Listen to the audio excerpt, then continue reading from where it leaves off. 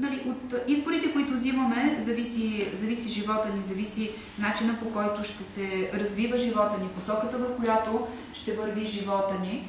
Затова е важно да бъдем осъзнати за тях и да пазим спомена за разни ситуации, които ние сме взели някакъв избор, който не ни е довел до това да се чувстваме комфортно в живота си. И по този начин да се научим да взимаме по-добри избори в живота си, които да ни отвеждат към това ново ниво на съществуването, където имаме повече свобода, където имаме повече избори, където можем да проявяваме истинската си същност повече, където има повече радост, където има повече хармония, където има повече творчество, по-добра комуникация, по-добра себеизява. Всичките тези неща идват от развиването на нашата способност да взимаме тези по-добри, аз ги наричам по-адекватни избори.